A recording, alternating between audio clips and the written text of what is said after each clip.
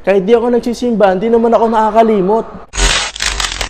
What's up guys? It's your bro Rix and I'm back with 5 reasons kung bakit kailangan pa nating magsimba kung pwede namang magdasal na lang sa bahay.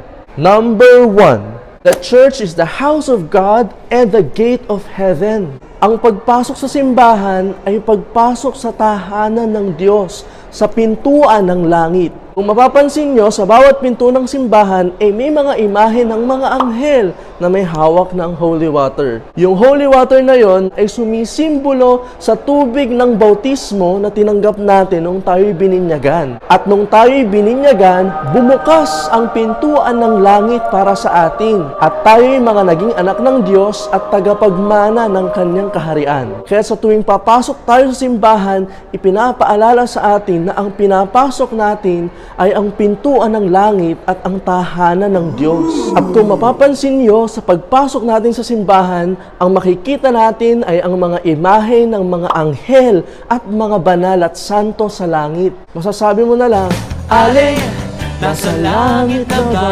ako? Oo, nasa langit ka na. Because the church is the prefiguration of heaven. Doon sa sanktuaryo ng simbahan, naroon ang tabernakulo kung saan nananahan ang presensya ng Panginoon. Kaya nga nung naramdaman ni Jacob ang presensya ng Diyos sa tabernakulo, ang sabi niya, "This is none other than the house of God. This is the gate of heaven." Wala yan sa bahay nyo. Number 2. The Holy Mass is the highest form of prayer and worship. Walang panapat yung individual prayer mo sa bahay kumpara sa paghahain ng katawan at dugo ni Kristo sa loob ng banal na misa. Dahil ang banal na misa ay isang banal na paghahain sa Diyos. At hindi mo kayang gawin niyang mag-isa sa bahay nyo. Kailangan mo ng saserdote o pari na karapat dapat maghain. Kailangan mo ng altar ng paghahain. Kailangan mong magsimba para magawa mo yung pagsambang karapat dapat at kalugod-lugod sa Panginoon. At hindi mo kayang gawin yan mag-isa sa bahay nyo. Number 3. The more, the merrier. It's your chance na maki-unite sa buong Universal Church. Nung bininyagan ka, naging part ka ng isang family. The family of the church. The family of God. Kung hindi ka makikisama sa simbahan, napaka-KJ mo.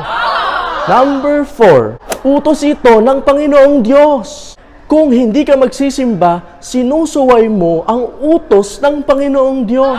Ang sakit lang sa feeling nung mabaliwala. Paano mo nagagawang baliwalain yung utos ng Panginoong Diyos na kailanman hindi ka pinabayaan? And number 5, utos ito ng Panginoong Hesukristo. Ang sabi niya, gawin ninyo ito bilang pag-alaala sa akin. Ang sarap lang sa feeling na pag naaalala ka ng isang tao at hindi ka kinakalimutan. Diba? Sa gawain ng misa, inaalala natin ang ginawang pag-aalay ni Kristo ng kanyang katawan at dugo bilang pagtubos sa ating mga kasalanan. Kung hindi ka magsisimba, hindi mo sinusunod yung nais ng Panginoon na alalahanin siya. Kaya hindi ako naniniwala dun sa nagsasabing, kahit di ako nagsisimba, hindi naman ako nakakalimot. The mere fact na hindi ka nagsimba, kinalimutan mo yung gusto niyang pag-alala sa kanya. Kaya ang tanong ko sa inyo, bakit gusto niyo pang pumunta sa langit? Kung sa simbahan lang, di kayo makapunta. Alin, nasa langit na ba ako? Alin, nasa... Jesus Christ, the Son of God, was born for you and me. He came to bring the good news from sin to set us free. The blind, the deaf, the lame, the poor, His power meant to see. He gave His life upon the cross, eternal life the key.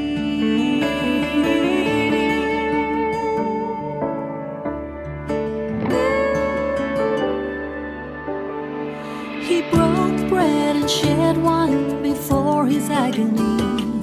We share the body and the blood in His memory. To make His message known is our responsibility. So here we are to pledge our lives to the Lord.